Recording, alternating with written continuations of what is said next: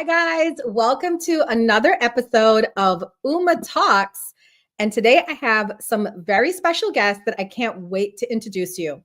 Tonight we are talking about redefining love relationships in today's modern society. And I have two special people with me. These are my co hosts, actually, from a show that I do on the Meet Me app called The Great Debate. So please welcome in Pappy Black Rob and Mel Bell. Hi, guys. Hi. Hey, How's everybody doing tonight? We're doing great. Staying warm. Staying warm. I know we have like Oh. an ice warning, snowstorm. I don't even know what's happening anymore outside. Yeah. The outside is doing much work than we are inside. That part.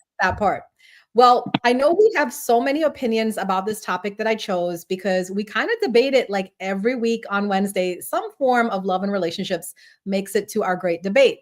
So I'm so curious to find out what your thoughts are. And we do have another co-host coming in. He is running a little bit late. He has had a really busy schedule today, but we'll throw him into the mix as we can. So tonight we're talking about redefining relationships in modern society. We're going to dive into the evolving landscape of relationships and what it means to connect in today's world.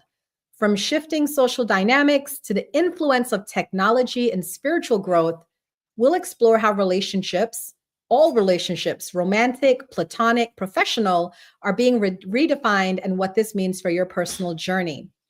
So join me and our guests tonight as we discuss practical insights, spiritual perspectives, and empowering tools to help you navigate relationships with clarity, authenticity, and purpose. Guys, I am a TikTok live streamer and I do a ton of readings on love and relationships. It seems to be all everybody is ever thinking about or talking about. What do you guys feel about that? Do you feel in the areas you guys thrive in that this is also a big topic of conversation? Rob. Of course, you want me to go first. Only on live streams does this come up on a regular basis. Everywhere else, this is a mute point. Because I was just telling Mel Bell earlier, I focus holistically on just enjoying life, just putting joy into my life, no matter what form that takes. It's the number one thing that I look for in everything I do. And then everything else is secondary. But for a lot of other people, it's the love and relationships and dating. So I'm thrilled to be on here because I have some very interesting perspectives on it. I know you do, and I cannot wait to hear what they are. Mel, what about you in your day-to-day life, in your streams, and what you do? How often do you hear people talk about love and relationships? I think it's a common thing for sure. I'm a big love bug at heart, so I'm a hype person.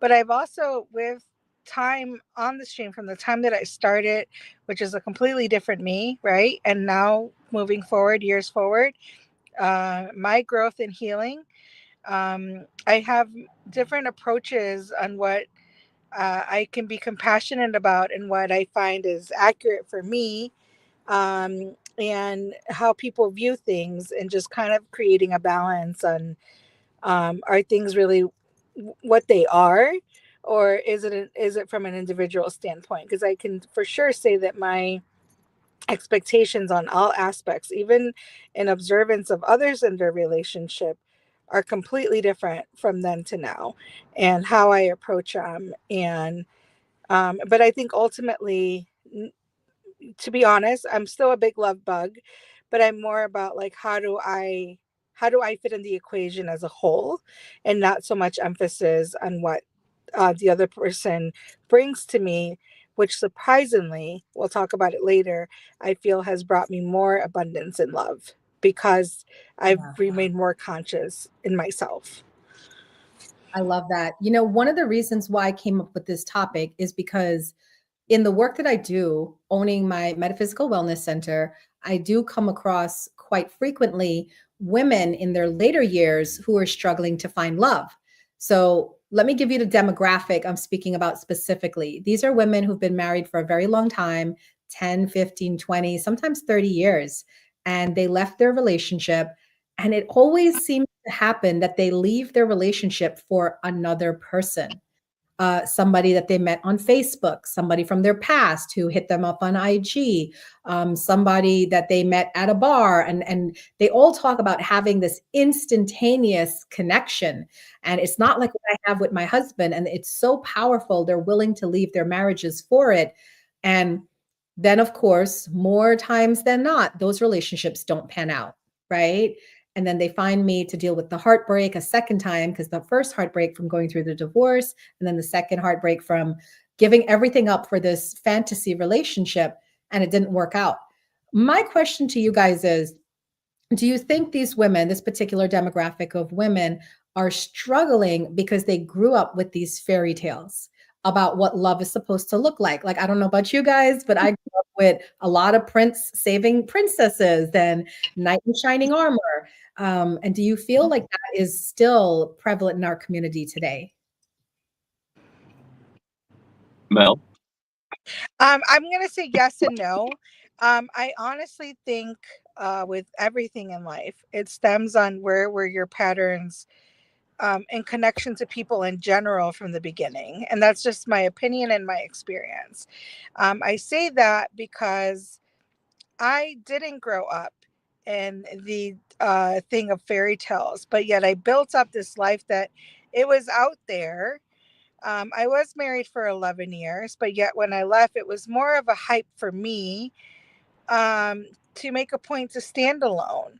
But I will be honest, with that being said, the next relationship that I got in, believe it or not, didn't last as long, but it was harder to mend that broken heart Mm, than such a long relationship. I think it's a very iffy line. I think there could be some truth to that, idea of demographic, but I do feel like there's a small window where it ultimately is like, where are you as a person? Like, can you stand alone? If you're just raised to have instant gratification, because I assume that these women go into other or people in general, right, that leave relationships for another, are people that need the instant gratification of appraisal, acknowledgement, attention, sexual attention, like any of those things, because not in an unkind way, but they can't stand to be alone. They don't know anything. And so, or they've been so alone that that's how they kind of mask it, so to speak. I think for me, there is a little truth to that. But if you're not careful, like if you're careful, you might, and even that's dangerous. You do it through a friendly standpoint and you choose the wrong friends and circles of people that might, again, just for the instant gratification and the attention at hand. And if you're not really careful, it could be someone that you give your heart to, which has a whole bunch of consequences, whether depending on your age, it could mean a child coming out of it, other right. things, other people getting hurt. So I don't know. I'm gonna say that I can be on both ends of this because I've been on both ends of this. I've had friends that have lived in that fairy tale, and yet, see, like for me particularly, really quick, I live in that fairy tale. I realize over time that I am a big hype person for people around me to have set story, and I believe it.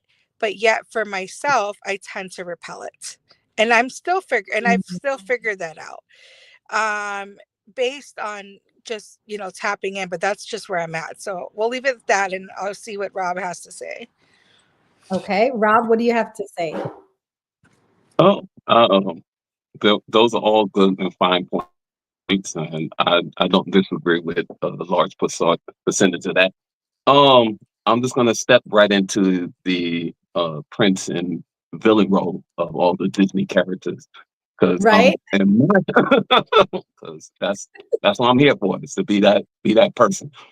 So the question is, do we feel that in that demographic, people were raised to believe in like the fairy tale? And in my friend group, me and my two closest friends, we often talk about the Disney illusion.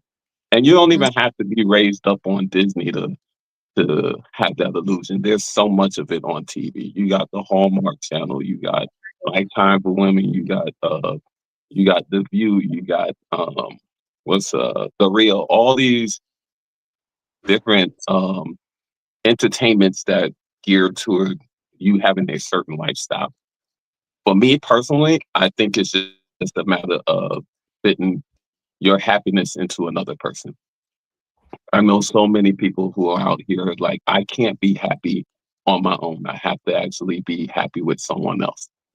Whether they say it directly, indirectly, or not at all, it's just displayed through their actions. I know of someone personally who basically ruined their marriage because like they needed to just be surrounded by uh, um, various amounts of different relationships, whether it be friendships or like something on the side. Uh, so for me, I look at it like you should be able to know yourself. Like the person who ruined their relationship, she didn't know herself. Like she was definitely in tears, crying because like she didn't know what to do with herself when her marriage was in shambles. Like she didn't know who to turn to. She didn't know what family to go to. So she just went to social media, which is the last place I tell people to go to when Right. you're in that kind of frame of mind. But she wanted to go and get some insights, and I was like, look, I would give you my personal opinion on it, but I'm not even saying you should take my advice. But I will say, going to social media and an open platform for a plethora of negative comments and insights is not the way to go. So for me, to answer that question, yes, I do believe that people want to be what they see around them, whether it's on TV, whether it's in social media, whether it's in personal friend groups. Like I just was talking to someone the other day where they were comparing themselves to someone else, and I was like, "Why? You're not that person. Why would you compare that? Like, why don't you focus completely on you?" And most people don't do that. Most people don't focus on them. And and the reason I know this is because when I ask people, what sit down and really think about this. What in life outside of everybody that you know, your friends, your family, your coworkers, all of that, what in life brings you personal joy? Like if you had none of that stuff to rely on, what actually brings you personal joy? And most people can't answer that, because their joy is based on what other people think of them. Mm. Mhm. So I feel like that lines up with what I believe. I believe that there's a lot of people in the wrong relationships. And I feel that because people are so keep up with the Joneses, all my friends are getting married. So now I need to get married. All my friends are taking trips to Aruba. So now I need to go find somebody to take a trip to Aruba with. I feel like people are not actually investing in the relationship. And that's why we have so many breakups happening and divorces because after they get what they think they want, they realize this is not what I wanted, right? We saw that happen in the pandemic. That was the record high of divorces after the pandemic because people had to actually live You together, either made it or you didn't. right, and be with that person. And they were like, I don't like you. So, um, and I think that I think it's a conscious decision people are making because I mean, there's situations where it's subconscious, right? Where a man will date a woman and think that she loves him and not see that his friends are telling him she's only with you for the money.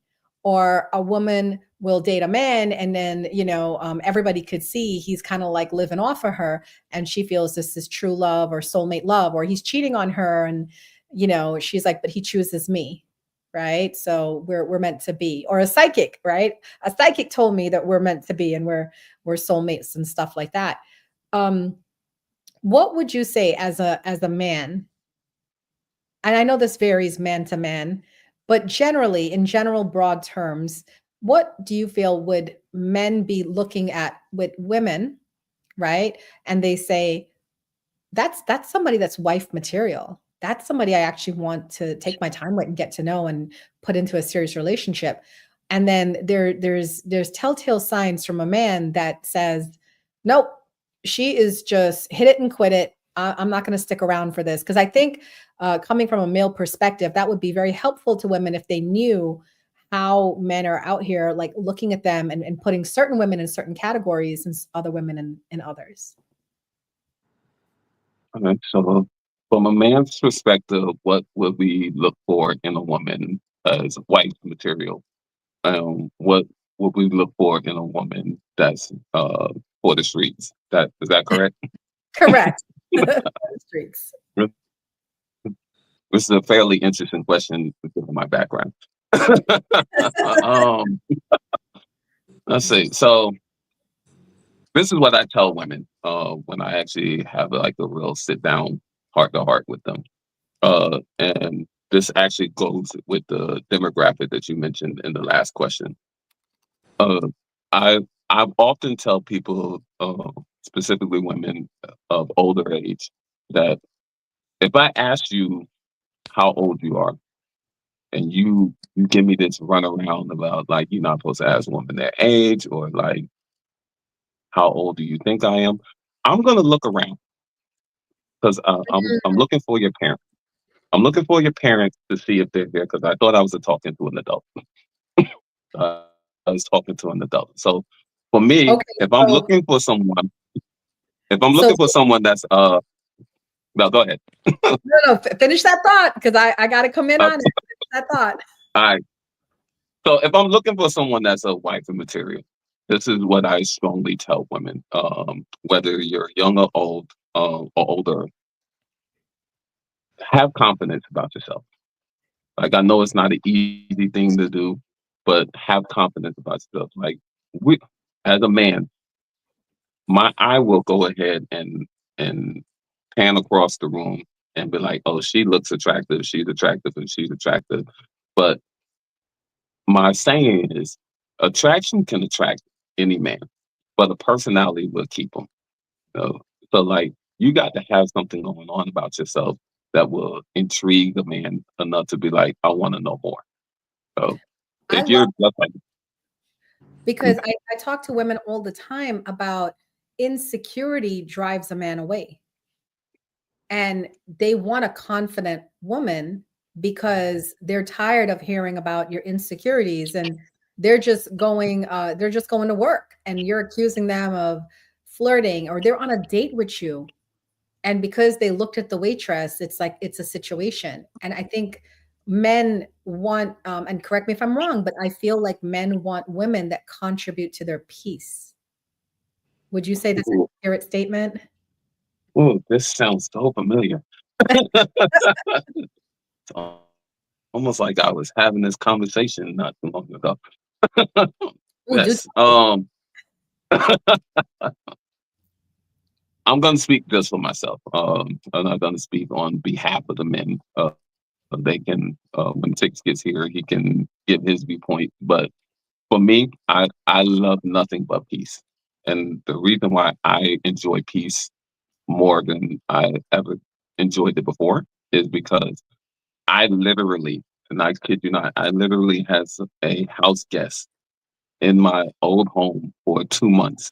And when I tell you the amount of negativity that this person brought to my sanctuary, my humble home, my my fortress of solitude, right. it took everything in my power to go ahead and just find the serenity within myself to just deal with this person while they were there. You know, and which is why I have a lot more patience for stuff than others. Because like if I can deal with that, I can definitely deal with anything that people throw my way. So yes, I just want peace, joy, and happiness. Like it doesn't have to be a conflict on every occasion. Like I follow a lot of people that um, share my mindset, and then there's people that I follow that have an opposing mindset, and then we just meet somewhere in the middle of understanding one another. I One of the things I don't really like is when people try to convert other people. Mm. Like like converting other people will, in my personal opinion, will always get people that person that you're trying to convert to run away because you're trying to get them to be the opposite of their core character. Like they have to choose that thing that you want them to be. And if they don't choose it, then it's not for you. It's not for you. And it's not the end of the world. People think that it's the end of the world because like this person that you've been with for 2 years chose a different path, or this person that you've been with for 10 years chose a different path. Everybody should know, everyone listening should know that as as the years go by, we all grow and we evolve. Like we're never the same person. You're the same person. You're just doing routine stuff. You should always be elevating in some way, shape, or form. And if you're not, Now, then you're just going ahead and being a drone. So I love that. So now, Melbell, I'm going to turn this question to you because we mostly have women watching my channel and commenting and stuff, but every now and then we get the occasional male that comes by, and I want to turn the question to you because maybe some of the gentlemen out there don't know. They tend to say they don't know what women are thinking, and women are confusing and all over the place. But and I know this is your opinion. You can't speak for all women all over the world, but generally, what would you say? What would you think? What's your opinion that women are looking for in a husband? And when they meet a guy and they date him, they're not putting him in the friends with benefits category. They're not even putting him in the friend zone. They're actually considering him as a possible mate. What would you say would those qualities be? Wow, this is a little bit hard for me because I don't feel like I share the same opinion with most women. And I'm not bashing my fellow ladies, but I do feel like in my experience, and there and none of it's invalidated. I feel like for some women, the security and the groundness of where they are um, does play a role for them to feel like their person can provide, not necessarily to take care of them fully, but that they have that to lay back on. As for me and the small percentage of women that I have found that can agree with me, I think with age, experience, and time, um, it's more that that person feels grounded.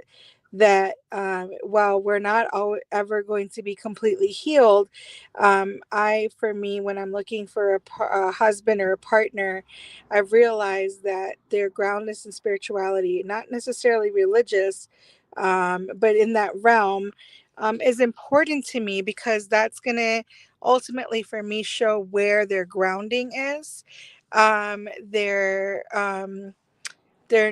lack of not having to control everything from such a stereotype machistic manner, especially because we are in modern times and there's more emphasis on like mental health awareness, our spiritual growth, our inner healing from the inside out. So for me, I feel like I think, if I'm being honest, I think that even good men are out personifying something that they may not, because they don't feel comfortable being transparent for said women. And so they play that role, just like a lot of women play this role of, them, like, and this is not to bash again my fellow women, but I think it goes counterpart to like how women fix their hair a certain way, do their nails, and that whole thing. Like the husband's not going to get that every day, right? So for me, I think ultimately, yes, I want you to feel secured. I guess, if I can maybe chime in that nobody wants to say out loud, is that I want somebody that feels grounded within themselves, and confident, and is comfortable with leading us, if that makes sense. I can stand alone, but do I want to find someone that I feel safe to be soft with, if that makes sense? Like, I know that I can be very assertive, and very in charge attitude, and that alone has taken me so much. And I guess like reading the room, so being very emotionally and socially conscious for me is very important, because that person's going to know how to read the room.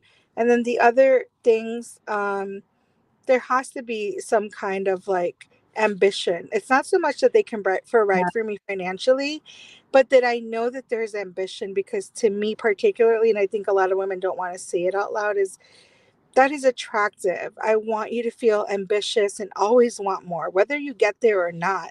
I want you to have that drive. What makes you happy? What brings you joy? Where do I fit into that? Like, where's the complement, the abundance of that? Because then you're more than likely to have that person hype you up in your abundance. So I can't speak for everybody, but like, I think for the small amount of women that I have met, it's security, but not so much to be taken care of, but to know that, like, if needed, like, I feel safe that I can trust you to lead us and not lead us to the ground. Because let's be realistic, some people are just not there. I think it's unrealistic to say that you should be with somebody that, you know, might still be in school. Is it realistic that people are like that? Yes, absolutely. But I don't feel like overall that's what you should be looking for. You should find somebody that matches your energy and your time, and you shouldn't apologize for it, because ultimately then I feel like then we're settling for the bare minimum and expecting the maximum. And neither one is realistic. Neither one is wrong. They're just not right for each other. I heard both of you mention this in various ways when you were talking. So I'm just going to make it a statement and then see how you feel on it. Um, I'm, how do you feel about people having self-awareness, accountability, personal responsibility? Is that needed in relationships? Absolutely. Yeah. I believe so. And I will be honest that I used to be all about, like, you know, my independence and where I'm at. But the reality is, if someone is just as grounded, they're going to call you on when you're like at your low point. You can't have your 80, you know, that whole 80/20 concept. If you really rely on that, why would I want to have somebody that can't even manage their 20 to run my 80 when needed? You know, does that make sense? Why would I put so much responsibility on them and then be upset because they're in shambles because they can't even manage themselves at, like, you know, even a peak of where they're at. So I just feel like we put so much responsibility on our partners, and that's on both ends. I've seen it on both ends. And then we get so upset when really you're granting such a responsibility. You know, you get people that go into situationships and relationships, and everything was on the table. You just convince yourself of otherwise. Again, neither party is awful, neither party doesn't work. It just doesn't work for each other. And us ignoring that creates these other situations of, like, you know, now you're upset that you can't lead us. Well, you can't even lead yourself. And I don't mean that to be, you know, rude. It's like, you can't. And now it's like, you need to hype up the people. We need to hype up our men and women. I tell my partner all the time, you know, I just got a relationship. I said, I want you to prioritize you, because I can't expect you to prioritize us if you don't feel in control. Now, I'm not saying I want you to be perfect. I don't want you to say, hey, I'm healed. You know, I want to be a part of that journey as well, in that story, but I can't be there if, like, you're already just like in shambles, and for me to like give you the key to, like, you know, to guide us. And it's the first person that has told me straight up before I even asked them, like, hey, I'm still working on this, and I just want to put that on the table. And I was so appreciative. It was such a breath of fresh air for someone to just say that, because I could never hold them to say that he was out there pretending to be all together. He put it all on the table. And Wow. I had the conscious choice of being like, do I want to proceed forward? That was my choice. That's beautiful. All Rob, right. what about you? What are your thoughts about that? So I'm gonna tackle it from two fronts. I'm gonna start with the accountability, just because I think it's very important to know and understand words and uh, where they fit within society in your life. So uh, people tend to think words like accountability and like acquaintances, all those are negatives, and they're not. Like they think it's just gonna ruin friendships and relationships if you take accountability. So I take accountability for a lot of stuff, you know, even some stuff that I probably shouldn't take accountability for. I know that if I just go ahead and assume the role and take that part, then it allows the other person to go ahead and either make a shift to better themselves or just continue going down the rabbit hole that they're going down. I don't think there's anything wrong with the word accountability. Mm, So, like everybody that's listening, you go ahead and just take accountability, no matter what. Like, just listen to the other person. Uh, that's what most people don't do either. But they don't listen. Most people are always listening to talk, which is why, like, when I sit back and I listen to people, I'll just sit back and listen, because they have a lot to say, and I'll register every bit of movement, all the words that they're using. As a matter of fact, I'm so good at it. Like, my old managers hated me for it. Like, I used to work at this job where my old managers hated the fact that I took their words and used it against them because, like, what they were telling me didn't make sense. right. So with that being said, accountability is not an evil word, ladies and gentlemen. You just got to go ahead and know what part you played in whatever disagreement that took place. So, and listen to the other person. You know what I'm saying? There's no disagreement or argument with one person. No one's arguing with themselves on a regular basis. You either arguing with someone else or a group of other people. So you play a role in that argument. Right. Period. Do you So guys take a feel that most people lack basic communication skills? Like you just mentioned active listening. Do you guys feel like that is a big issue in relationships? yes. Largely just because, like, in the beginning, it's all about the roller coaster ride. Like, you're going up and you're anticipating the dip down, and then you're like, oh, everything's cool. And then, like, you get to the end of the ride, and then you just go peruse the park, and you get comfortable that you don't communicate like you did when you were at the beginning of the ride. You're not as loud and uh, vibrant as you were going down the first hill and around the corners and the loopy loops. Uh, so you get into a comfortable state of frame. And I think communication is important. And communication is important in the sense of, like, not who can be the loudest. Oh, Mm. like, being loud does not necessarily make you the right person in the disagreement. Uh, it just makes you loud. If you just sit down and and I used to tell people, I never had argument in any of my relationships. Like, I always had disagreements. We sit down and we just discuss my point of view, their point of view, and then we meet in the middle of understanding. I What think you it's people's personal responsibility to get therapy because, like, I think that's amazing that with you and your past partners, you were able to actually sit down, have disagreements, and talk it out. Most couples we see don't do that, right? They're like yelling, screaming, or debasing each other, or worse, right? Worse, going to social media and airing their problems out on social media. So, how do you guys feel about people that are single watching this live and want to be in a relationship? And they're aware, I may not be the best person, but I swear it's them. All my exes are narcissists, all of them. They're all narcissists. And I just keep picking the narcissist. It's not me, it's them. Melbell, what would you say to people that have that feeling? There is this it'll come to me another time, but there was this article that I read that when you're in those, you know, lack of your role, of accountability for your role in situations, and I will say mine included. I don't think I've ever called anybody that was a narcissist. I did have somebody condone their behavior by calling themselves one, and I'm like, most narcissists don't even know that they are. Right, right. That was a There's new one for me, though. Like, you called yourself a narcissist to validate your behavior. That was a new awesome. one. I was winning, right? So, Yeah. that being said, um, I think it's when we say things out loud. I think when we share the story out loud, we can, at least for me, I can only speak for myself.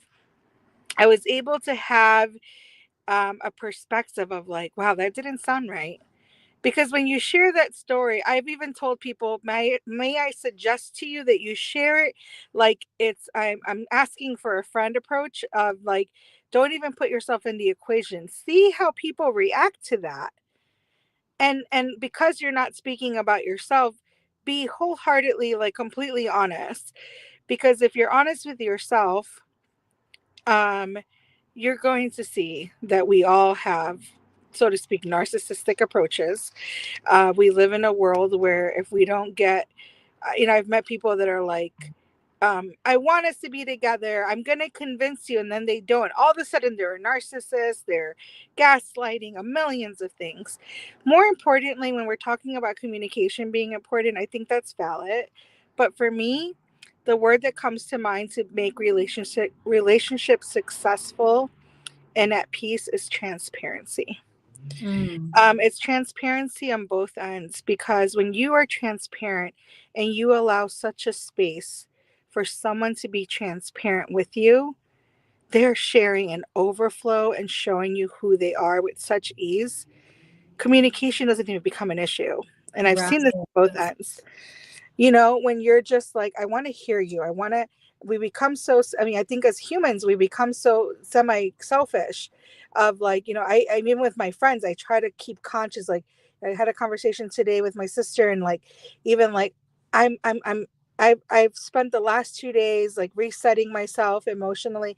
Allow me a moment to ask you, like, how are you doing?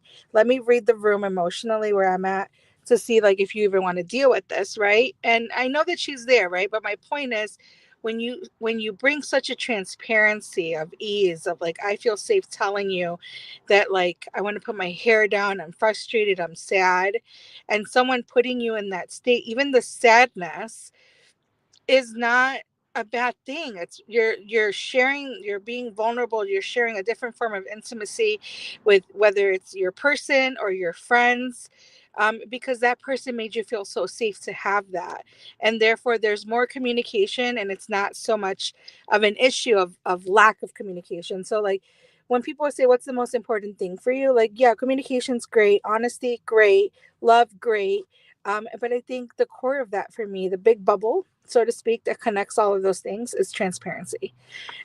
Because that is ultimately going to be like, where do I want to be soft, right? I can find you attractive, but do I really feel safe? Do I feel comfortable to put my hair down?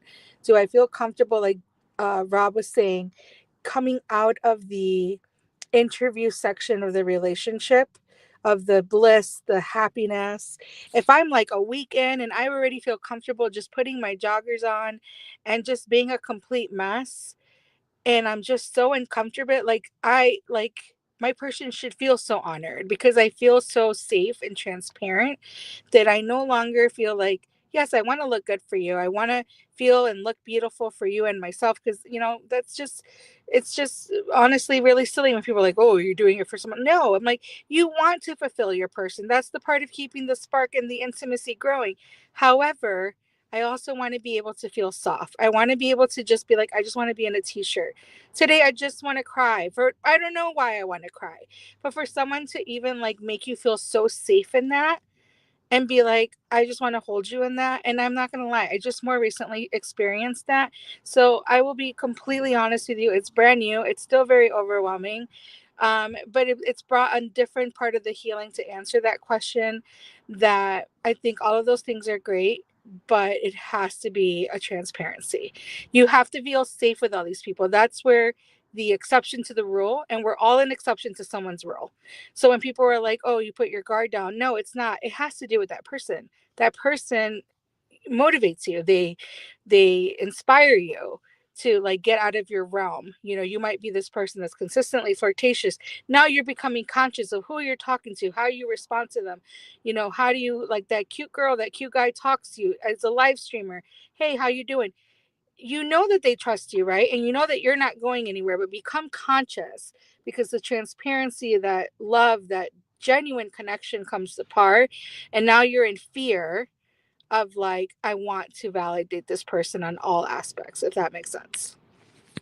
That makes a lot of sense. And it actually brings me to a question that I have that I've been asking a lot of people about. And what you're talking about, transparency, goes hand in hand with, to me, love, right? And especially unconditional love.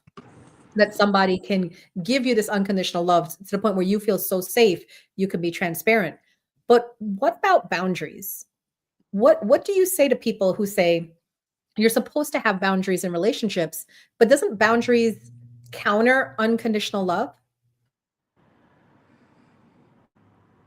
Oh, to my go. All right. To anyone, to anyone. All right. Let's go ahead and just take away the fairy tales and the stories. I know we all have our favorite TV shows, our favorite movies, but that's just what they are. They are TV shows, they're movies. They're meant to entertain. They're an exaggeration of life. So to say that you don't have any conditions in life, or in relationships in general, means that you don't have any conditions in life. Like you living life unconditionally. If you're living a life unconditionally, go park your car and leave your doors open.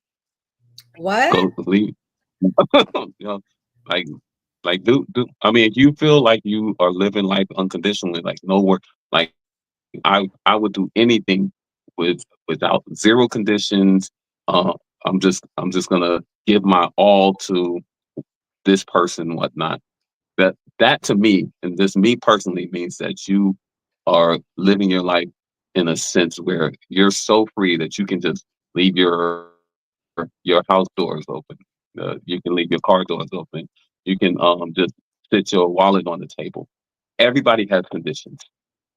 You wouldn't do any of those things, so therefore you wouldn't want people to do certain things in your relationship. Like, you know, like you wouldn't want nobody cheating on you. So that's a Right, condition. I don't right. want you to be stepping out of this relationship. Uh, Unconditional love would be like, oh, feel free to do whatever you want. You want to go date those two people over there, do it. So the Now, if majority of that's people, not, and the that's majority, not to knock anybody that's not to knock anybody that's doing polyamorous relationships, like, but that's something that you discuss with your partner. Something you discuss with your partner, and then you have an understanding about who you can step out of the relationship with. Everyone has conditions. There's no such thing as unconditional. gotcha. Um, okay, so maybe I'm wrong. I'm trying to word this the best way that I can. So I feel like unconditional love can absolutely exist. However, I feel that when we're being transparent, and the boundaries, you said, can they coexist, to have boundaries and to have unconditional love? Absolutely, because I think initially, if you're a grounded person, you're going into the relationship or whatever set connection with your boundaries up. Hence, here comes transparency and safety net and all the safeness, right? I feel soft. I'm going to put my guard down. I'm going to peek around. I feel safe, not necessarily dropping my boundary, because if you're grounded enough, you've already set the foundation of, like, this is what I'm looking for, this is what I want. And I know that because for the first time I was able to word, this is what I want, this is what I'm looking for, even if I shook inside at the risk of losing this person if they didn't agree with it. But then comes in, not necessarily me putting down my boundary, but then that space being created with transparency and being like, I feel so safe and unconditional. I don't feel like anything that I say, even uncomfortable, whether they agree or not. See, people consider when you love somebody unconditional that you agree with all stance, including the negative. Unconditional is to love you beyond that, in spite of that, and to be so transparent in communication in your unconditional love that I love you in spite of all of those layers. People misconstrue, and I've seen it from experience, when they say you love me unconditionally, is for you to put up with every shenanigan, everything that you wouldn't want for yourself, every little bad thing. And they connect it to loyalty, which is a whole completely different reaction in a relationship standpoint. To love unconditionally, whether romantic or friend wise or family, is to love beyond that. It doesn't matter what the story is. So to say that a boundary doesn't exist That person understands your boundary. There's no threat to break it. Like, I don't want you out of your shell. I want you to be there because I'm offering you the transparency till you come out of it. And in spite of that, I'm going to love you conditionally all around. Does that make sense? If I may, if I may, um, I don't disagree with the, like, you gave me a something to think about, like the unconditional love aspect of loving someone beyond the negative and in spite of all the stuff that you go through. Um, I think for me personally, the way I look at it, and I would agree with that statement, but so many people throw out words willy nilly. People throwing out the word narcissist. Like narcissist is so Right. thrown out all the time that like it's become just a trend buzzword. It's Yes. not even like it's supposed to be actually meant to be. So like when you think about unconditional love and loving past that, um, and I will agree with that. But I still agree that like everyone has conditions. Like it, it I haven't come across anybody that has an unconditional love of another person. You know, their love has conditions. So, Right. and the reason why I say that is because I used to be a person who would be like, if you are with your significant other for 10 plus years, you're locked in solid. Until like one of my old coworkers let me know that she was married for 27 years before getting a divorce, and I was like, well, that throws that whole thing out of the water. You know? And so everyone everyone has the potential to be the best version of themselves. Everyone has the potential to be in an unconditional love scenario. Not everyone's going to get there. Very few people will actually get there, if any. You know, because we all have experiences, we all have pasts. A lot of us have trauma, and our choices are based on all of those things. Like a lot of people that I know base their decisions on fear, which is greater for them than love, unconditional or otherwise. They make their choices based on what they fear is going to happen, what they fear is not going to happen. And Right. therefore, they make some of those fearful choices work out for them. But a lot of times, it winds up being bad. So I say for me, personally, you should know thyself. You should know thyself. And going back to the earlier question, I always tell people when you're going to meet somebody, because we always had these conversations about coffee dates and like where you take people out in traditional yada yada.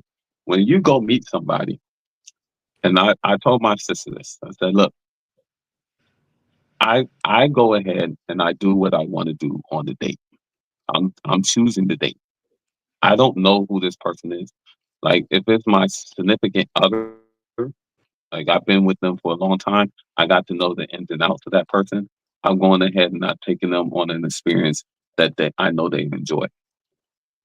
But like if I just met Mel Bell and I don't know nothing about Mel Bell, how can I anticipate what Mel Bell like? So I just take Mel Bell on the experience of things that I enjoy, and she enjoys it. Cool. If she does not, then she's not for me. Know Mm. thyself and go ahead and do the things that you enjoy, and the people that are meant to be in your life, whether they're romantic or friendship or otherwise, will gravitate towards you. Wow. So much was said here tonight. So much was said here tonight. Like I knew these two would be so good at this. I'm so glad I trust myself. Um, and I knew you guys were gonna kill it.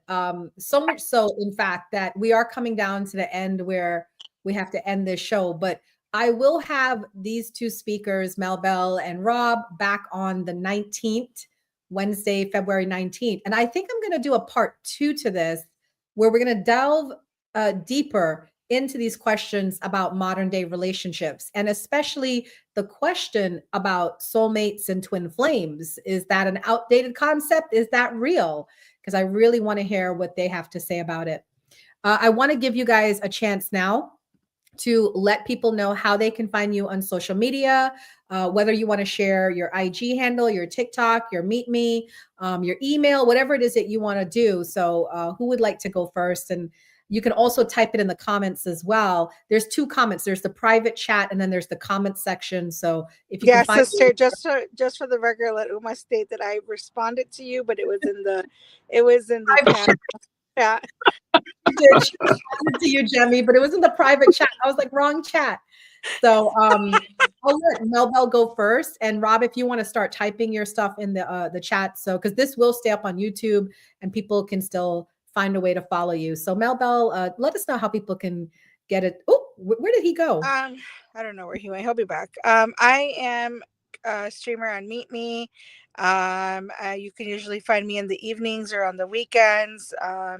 You can find me every Wednesday night on the Great Debate with Uma, which is also a show that she does on Meet Me that also is full of great conversation. I'm usually there every day at 10 p.m. Eastern. And then moving forward from that, you can find me elsewhere. I'm all about just healing from the inside out and always open to having discussions about what that approach is for other people, because I feel like it's always great to take different perspectives, and we don't have to run with all of them, but they for sure do play a role. Awesome. And Rob, I don't know where Rob left, but Rob is also a streamer on Meet Me.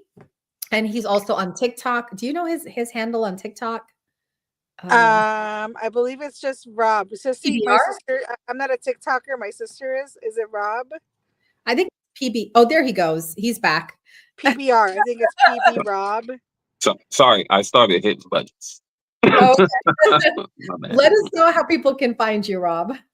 All right, so you can find me mainly on TikTok. I have a couple of shows on there on Tuesdays. I do a co-host show with my good friend Belly. She's a great chef on the platform. I just bring the humor. She does the dishes. And on Fridays, you can find me on TikTok as well for Club Talk. We do DJ battles, we do dance offs, and we got my squad has a group called Love Lines. So it's a dating show that they came up with about 6 or 7 weeks ago. So we actually got a Valentine's Day special one coming for next Friday. So be on the lookout for that. I love that. I want you guys to just stay behind after the show so I can just chit chat with you for a little bit. But I really want to say thank you so much to everybody who's been showing up for the Wednesday talks, Uma Talks, every Wednesday here on YouTube and on my podcast recorded at 8 p.m. Eastern Standard Time. Next week, I will be talking about silencing negative self-talk and the imposter syndrome. You know, what is that about? So I'll be delving into that topic. I know a lot of us feel self-talk. When is this? Because I was literally just talking to my partner about this. He's like, I'm obsessed. I'm like, we've been discussing imposter syndrome. So yeah, next Wednesday, right here, Wednesday, February 12th, right here in the Lotus Lounge here on the app. I mean, on YouTube. Yes. So thank you guys. I just felt the YouTube heat up a little bit. It just did. So I'm gonna let this outro video play, and then thank you guys again for coming. I really, really appreciate y'all, and I hope to see you guys again for next week. Absolutely. Oh, for sure.